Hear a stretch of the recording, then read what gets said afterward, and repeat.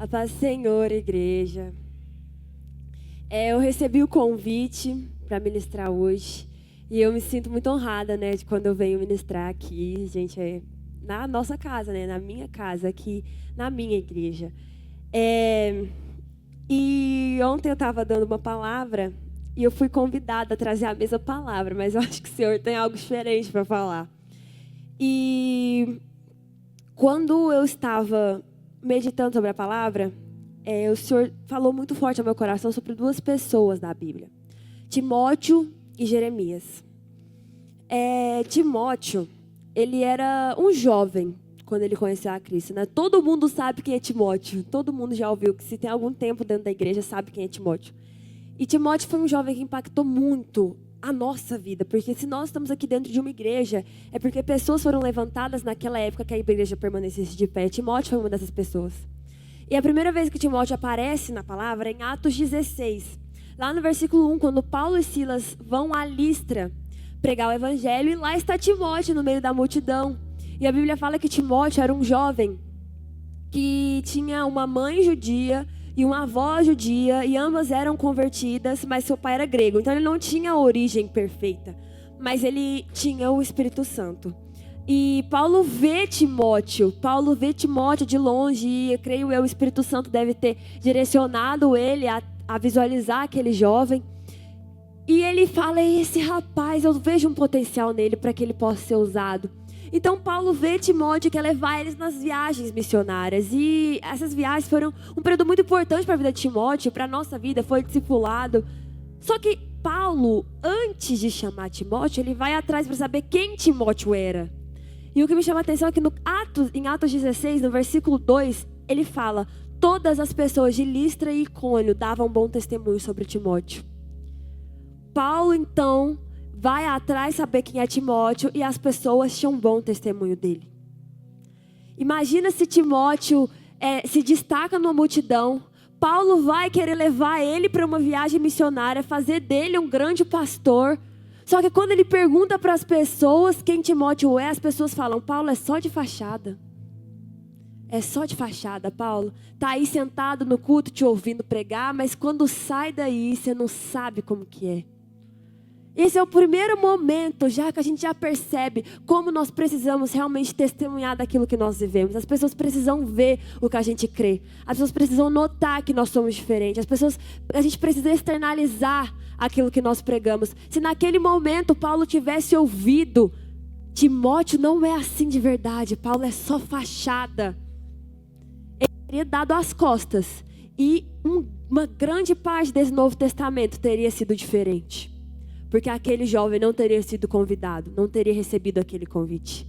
Nós precisamos, quando as pessoas perguntam de nós o que elas têm a falar, qual que é o testemunho que nós temos dado às pessoas, que nós temos dado dentro da nossa casa, dentro do ambiente que o Senhor nos colocou, dentro do ambiente que o Senhor nos levou. Qual é o testemunho? Quando as pessoas olham para nós, o que elas veem? E Timóteo, cada personagem da Bíblia se destaca por alguma coisa. E Timóteo se destaca pela sua conduta. E é tão incrível que Timóteo não tem nada escrito dele na Bíblia. Nós não ouvimos nenhum sermão de Timóteo. Nós não lemos nada que o próprio Timóteo escreveu. Nós só ouvimos falar dele, mas nós sabemos que ele era um homem de Deus, porque a conduta dele falava por si só. O testemunho dele falava por si só. Nós não precisamos ouvir o que Timóteo dizia, nós não precisamos nem saber. Nós nunca ouvimos nem vimos Timóteo, mas nós sabemos o homem de Deus que ele era. Porque o que nós lemos sobre ele, de outras pessoas falando sobre ele, é capaz de nos impactar. E o Senhor falou muito forte ao meu coração, porque às vezes nós não vamos precisar falar com alguém para que aquela outra pessoa seja impactada. Só delas ouvirem sobre nós, elas já precisam ser impactadas. Esse espírito que tem que estar, que assim transcende gerações, transcende paredes, transcende barreiras. As pessoas precisam ser impactadas pelo nosso testemunho. E Timóteo, a fé de Timóteo é incrível, que provavelmente ele era uma criança quando Jesus estava aqui.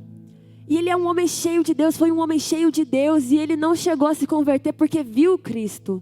Ele se converteu pelo ouvir, a fé dele veio pelo ouvir. Às vezes nós temos a sensação de que essas pessoas aqui da Bíblia viviam uma realidade muito diferente da nossa. Os israelitas, eles tinham um Deus que falava com voz audível.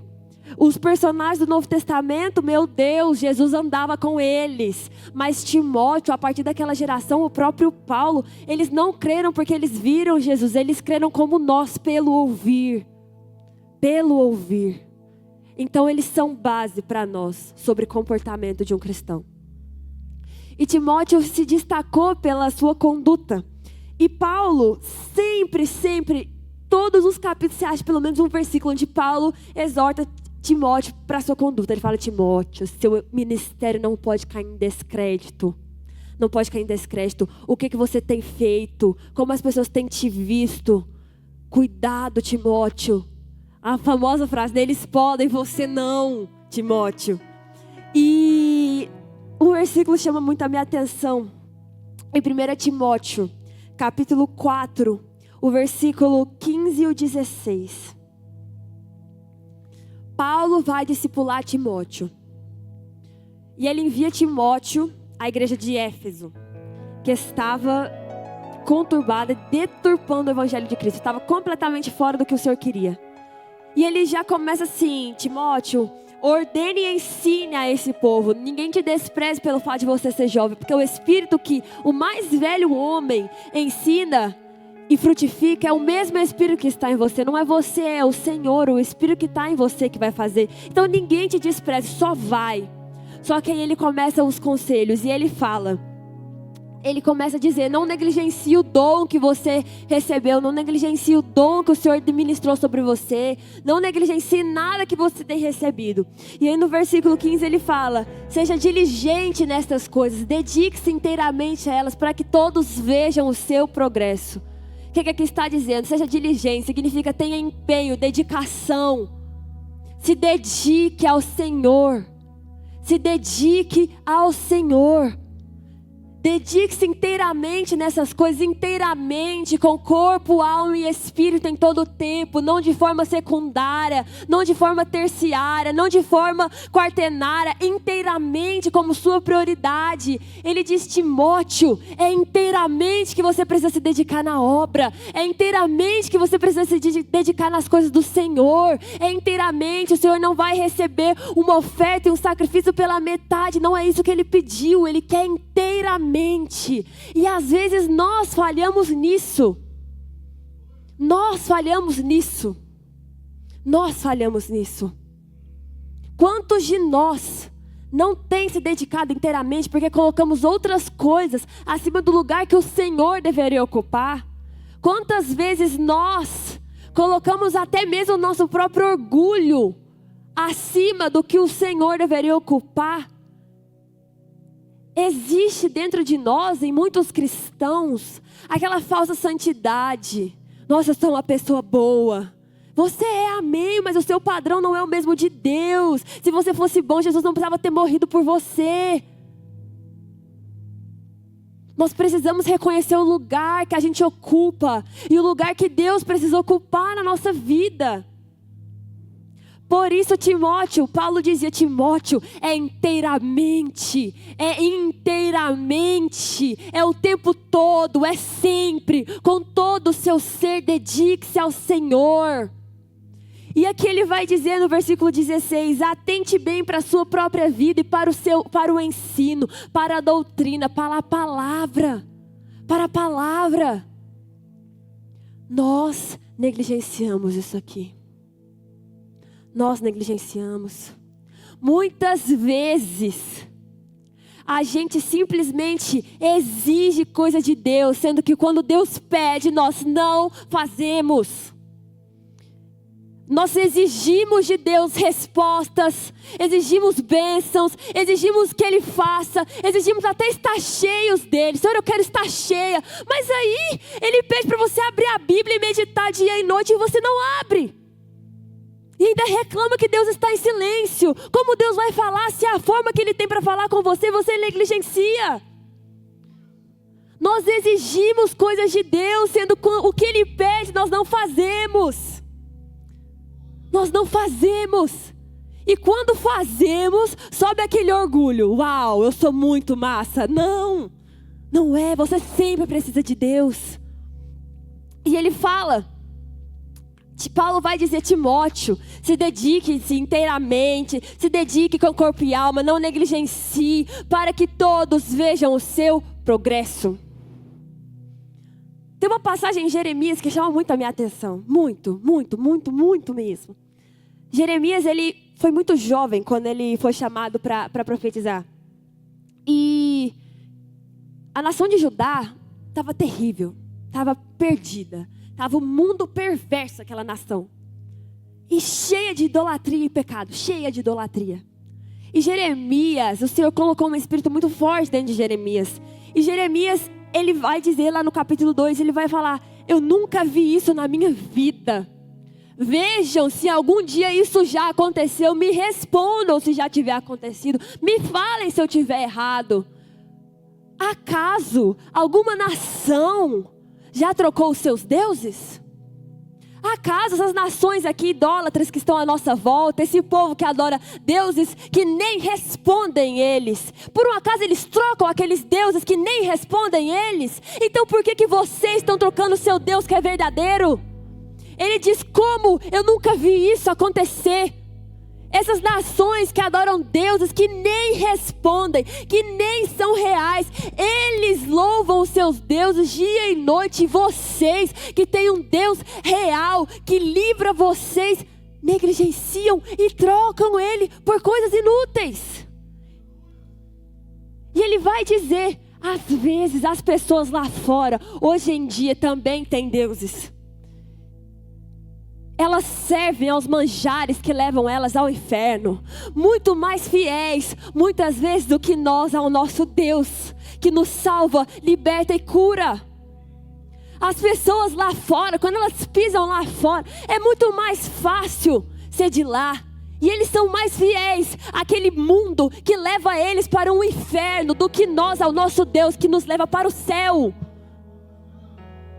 Então Paulo chega a Timóteo: você precisa se dedicar inteiramente nessas coisas, para que eles vejam o seu progresso. Sabe por que precisa de progresso? Porque sempre tem algo novo de Deus. Nosso Deus é insondável, é infinito em poder, é infinito em graça e misericórdia. Sempre tem mais, sempre tem um nível mais fundo, sempre tem mais que o Senhor pode fazer. Ele tem mais para você. Nós colocamos limite no Deus que não tem poder, não tem limite no seu poder. Nós colocamos limites no Deus infinito em misericórdia e graça. Sempre tem mais de Deus, sempre tem. E é por isso que ele fala: dedique-se inteiramente, porque você nunca vai chegar no nível que já vai estar bom. Nunca vai chegar. Só que nós achamos muitas vezes que nós chegamos. Nós ficamos estagnados, sem sair do lugar. Mas o Senhor não nos chama para ficar parados. Ele nos chama para ter progresso. E para que as pessoas vejam o nosso progresso. Sempre tem mais de Deus. Sempre tem mais de Deus. Não pense que não tem, porque a palavra diz que Ele se renova a cada manhã. E se Ele já é infinito a cada dia, se renovando, não pense que você já viu de tudo de Deus, porque não viu. E Ele tem mais, sempre tem mais, sempre tem mais. E é por isso que nós precisamos nos dedicar. Por isso que nós precisamos nos dedicar. Nós precisamos colocar o Senhor novamente no eixo, porque sempre tem mais de Deus para nós. Ele sempre tem mais para te entregar. Ele sempre tem algo novo. Nós nunca vamos chegar no nível de estar bom. Por isso nós precisamos nos dedicar. E aqui ele diz no versículo 16: atente bem para a sua própria vida e para a doutrina, perseverando nesses deveres, perseverando nessas coisas.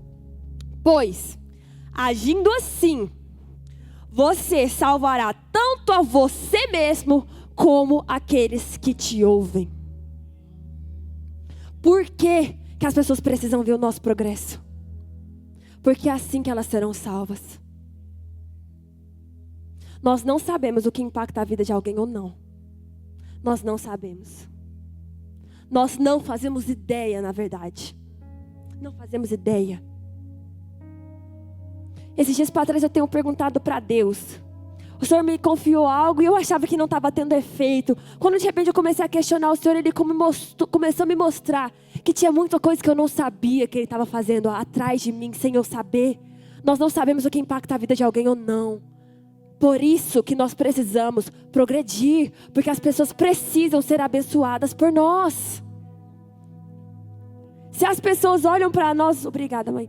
Se as pessoas olham para nós e não veem Cristo, significa que você precisa chegar naquele nível mais fundo. Porque quando você diz que você é cristão, significa que você morreu e Ele vive em você. Se Ele vive em você, quando as pessoas olharem para você, elas precisam ver o dono da vida. Lá em 2 Coríntios diz, Ele morreu para que vocês vivam. Para que aquele que morreu por você e por você ressuscitou, viva em ti. Ele morreu para que nós tivéssemos vida. E Ele ressuscitou para que a nossa vida acabe, para que Ele comece uma nova vida conosco. Essa é a chave do Evangelho.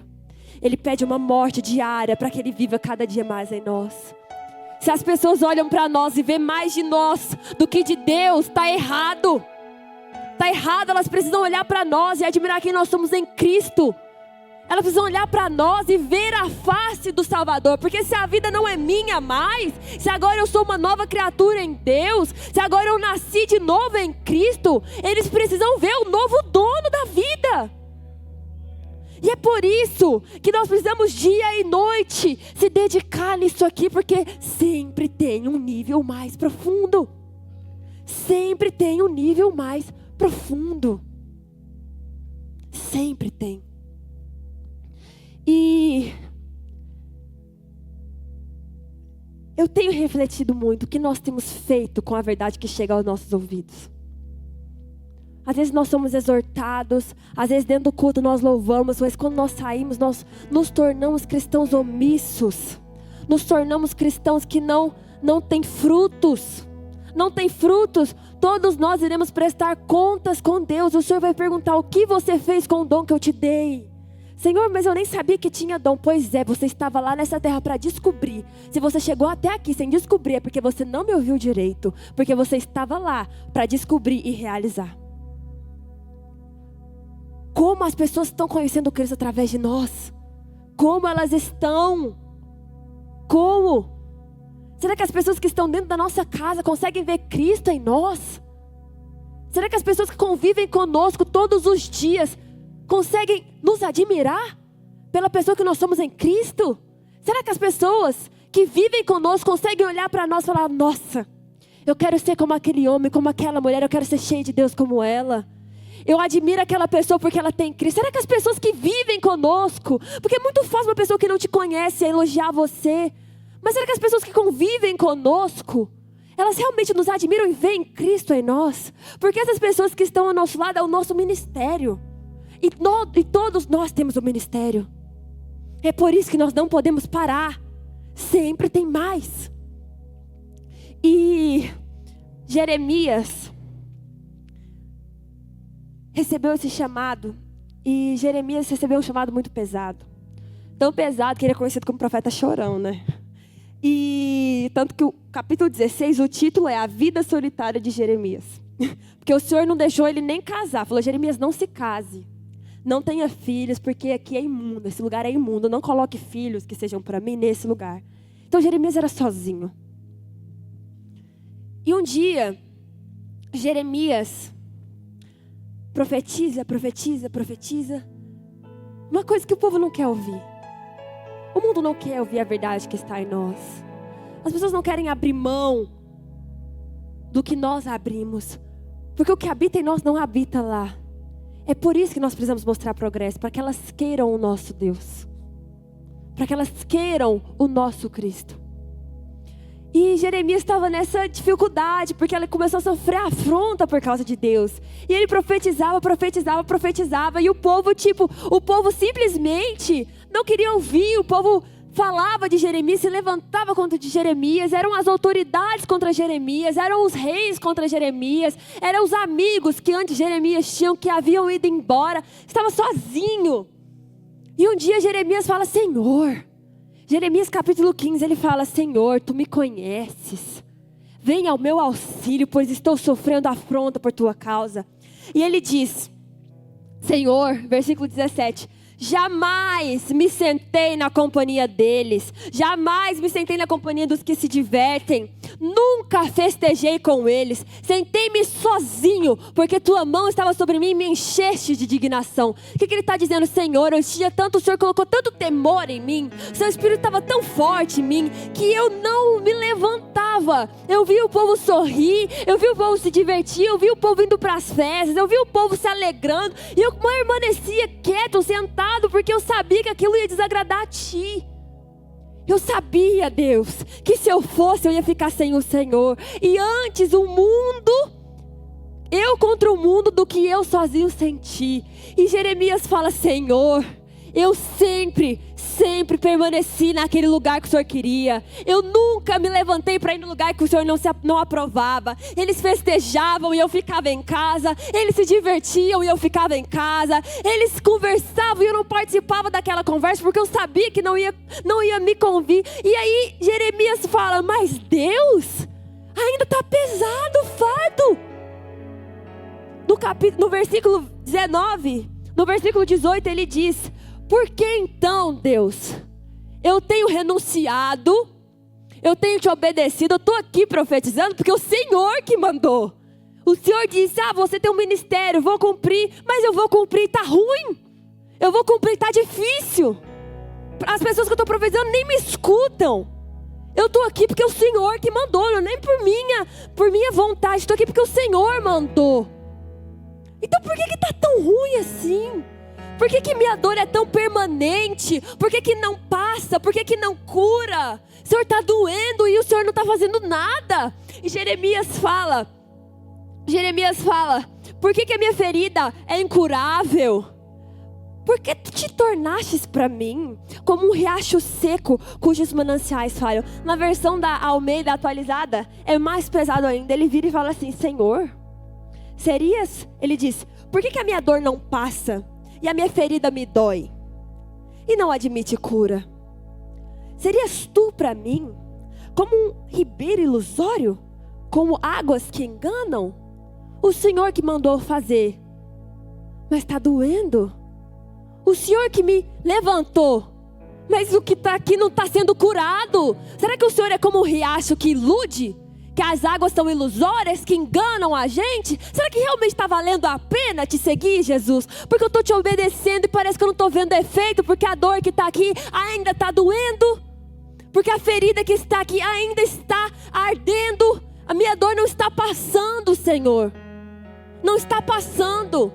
O Senhor por um acaso é daqueles... Eu senti o Senhor, eu sei que o Senhor é real, eu sei que é. O Senhor falou comigo, no capítulo anterior ele disse: o Senhor me encheu de júbilo e alegria. Mas agora eu estou pensando que o Senhor é como um riacho seco que ilude, que os mananciais falham, um riacho ilusório, porque eu tenho clamado, eu tenho te obedecido, e ainda assim está doendo e não estou sendo curado.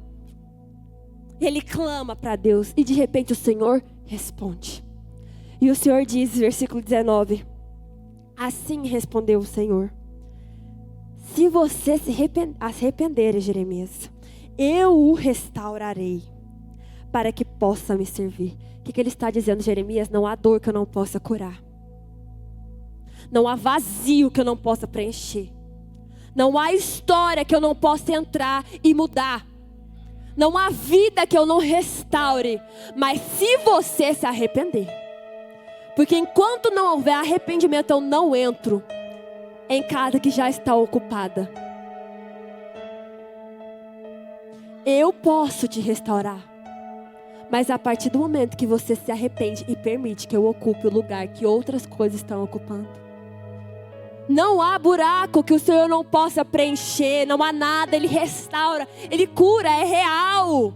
E Ele diz: Jeremias, eu te restaurarei para que você possa me servir.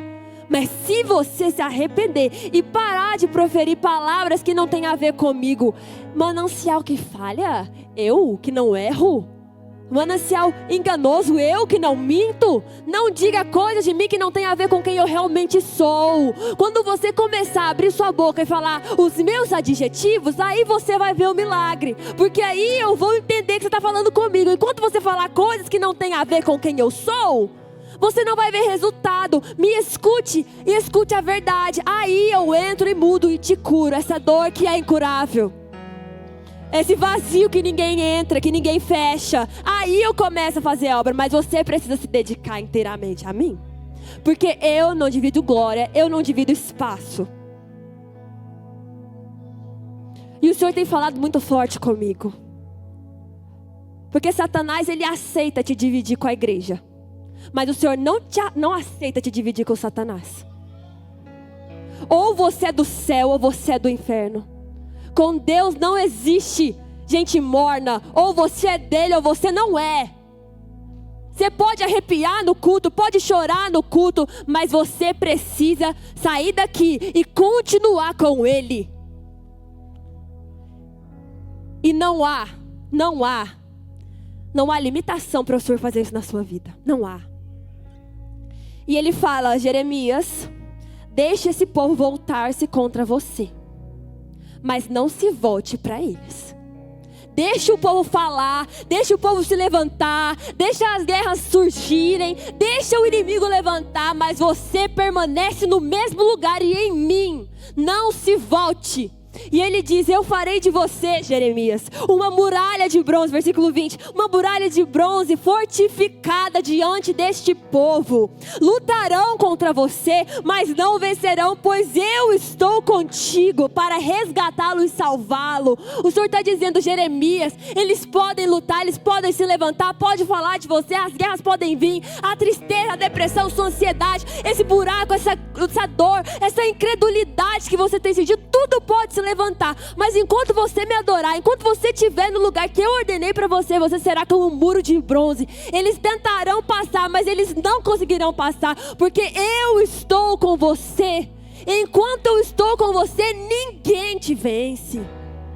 Ninguém te vence. E o Senhor quer nos levantar como muralhas, mas o que tem nos impedido de chegar nesse nível ao Senhor? O que tem? Com Deus não há guerra perdida, não há batalha perdida. E não tem empecilho nenhum que impeça você de chegar nesse nível com Deus. Hoje nós vamos ceiar. E a ceia significa, estou reafirmando a quem eu pertenço. A palavra diz que o Senhor sabe os filhos que pertencem a Ele. E muitos de nós vamos ceiar como se não fosse nada, mas você está falando ao mundo, olha, estou aqui mais um mês. E mais um mês estou no mesmo lugar diante do meu Deus. O Senhor fala a Jeremias, Jeremias, permaneça no mesmo lugar. Enquanto você permanecer no mesmo lugar, as pessoas podem se levantar, mas elas que cairão. Quando nós ceiamos, nós dizemos, Senhor, eu estou aqui mais uma vez de pé diante de Ti. E estou reafirmando que a minha vida é Tua.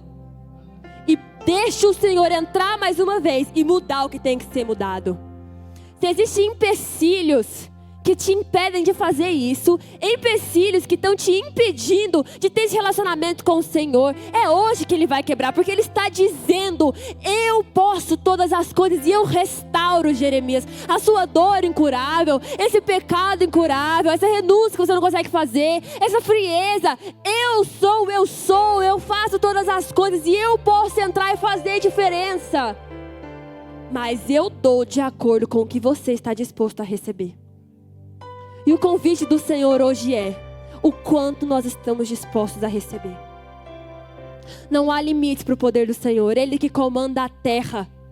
Ele que comanda a terra. Ele sabe quando fazer, como fazer. Ele sabe o que deve fazer. E Ele está disposto. Ele já está na casa. A casa é dele. E Ele está querendo que a vida também seja. Que hoje nós possamos realmente nos posicionar como Jeremias e Timóteo, para que o Senhor restaure aquela dor incurável, aquele vazio que ninguém preenche. e possa fazer de nós uma muralha fortificada nessa geração. Vamos orar. Senhor, meu Deus, meu Pai, muito obrigada por tudo, Jesus. Obrigada porque o Senhor é real e o Senhor se manifesta em nós, mesmo nós não merecendo a sua graça, Senhor. Nós sabemos que o Senhor fala através dos seus filhos, e que o Senhor age quando os seus filhos estão juntos. A tua palavra diz que quando nós alinhamos algo aqui, isso também é alinhado no céu. E é por isso que nós teremos oferecer o nosso louvor como sacrifício ao Senhor, Pai. Venha ao encontro dos filhos, Jesus, que estão perdidos, dos filhos que precisam de uma cura, os filhos que precisam que aquele espaço seja preenchido, aquela dor que eles acham que é incurável, aquela doença que eles acham que é incurável. Mostre a eles, Senhor, o Deus que o Senhor é, o Deus que não tem limites para o poder, o Deus insondável em graça, misericórdia, glória e poder, Senhor. Se manifeste entre nós, Pai, para que nós possamos mais uma vez testemunhar da sua grande e grande glória, que ninguém permanece de pé ao olhar, Pai. O teu Espírito é irresistível, e quando o Senhor vem, não há quem não contemple, Pai. E nós invocamos esse Espírito para essa noite, Pai. Fique conosco e com cada filho que está aqui, em nome do Senhor Jesus. Amém.